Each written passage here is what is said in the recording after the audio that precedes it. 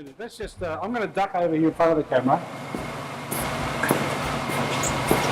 And I don't know what to say. I'm a bit lost for words, but you're now standing in front of a huge bug. Now, I don't have any words because this is about as magnificent a thing as I've ever seen. And on scale, it's bigger than most cars you could ever imagine. Now, Richard, I'm just going to let you have a quick chat to the people back at home about, because you built this by hand. Right. This is your baby. Right. 3 years? Tell them about it. I'd love to hear. Well, I just needed leg room is what I needed. I drove a stock Volkswagen for a while. They have no headroom, no leg room. Being in the aircraft business, we make airplanes for a living. So making a Volkswagen should not be a big deal. I have all the equipment in the world. So I decided I wanted to make it 40% larger, but it puts you outside the white lines on the freeway and the cops hate that. Yeah. So I toned it down to 40 so it can be usable, drivable on the highway. Well, it took 3,414 different details had to be built for it. But it was so cool because I was so precise on all the details. When it came time to bolt it back together, everything fit pretty nicely. It's absolutely functional. I used a Dodge Ram truck chassis, brand new. So it's got a Hemi in the front. I even built a phony 1200 for the back, so it looks proper. And so hang on a minute, let me get this straight.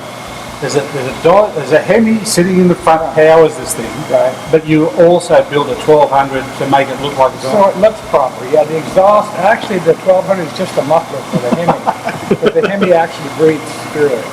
That's amazing. The funny thing about it is, if you take it, you can't pick your nose when you're driving this, right? No. Because someone's trying to take a picture or scoot you off the road. You have to be very. I imagine that it'd be like the driving down the road and suddenly it'd be take five. What was that? And then turn around and go after it. That's what happened. It's the second look. Yeah. And they panic. People's jaw drop. Yeah. It's quite unique to see out on the road. And you've done all, and this is all built here. You guys, you and your son Scott and your crew. Yeah. It's amazing. Scott's company is Wicked Concepts. He does custom car work.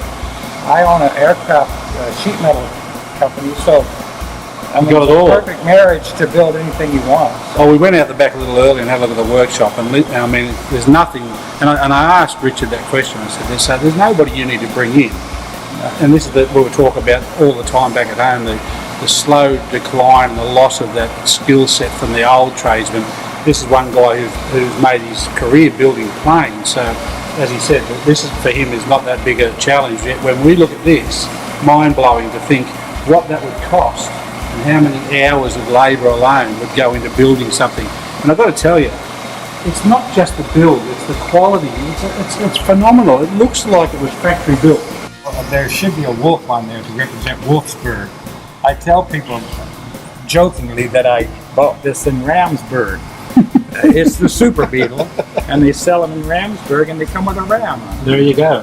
So it's a German car built in America with a Dodge Ram Hemi and a 1200 fake engine in the back. Correct. There you go. Yeah. So there's your description of what we're looking at. We're just having a give you guys a little bit of an idea just how big this thing is. And Richard was telling us earlier that to get the convertible top up, like on the old boxes, you actually have to stand up and push this up because it raises about 14 foot up in the air, again because of the sheer scale and the size of the roof. But for you Volkswagen connoisseurs back at home, it's hard to pick a fault with the build on this thing. It's just mind-boggling. You see that, Ronnie? It just disappears up underneath. Look. He's gone.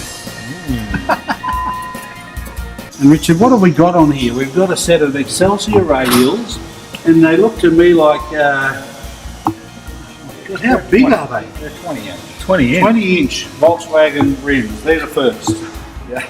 That's an absolute first, 20 inch. It's difficult to see because it's kind of shaded, but you can see the motor I built for the back. Yeah, so you can. There's the 1200 sitting up the back. It's a little bit bigger than our regular 1200.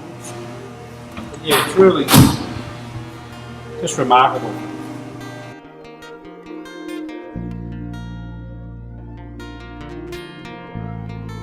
About to walk out, Richard said, "Oh, by the way, I've not only got the huge bug, but I've also got this chop bug, which is a tiny little dumpy version, and it's just delightful looking thing, and I mean, as you know, let's call it a huge bug.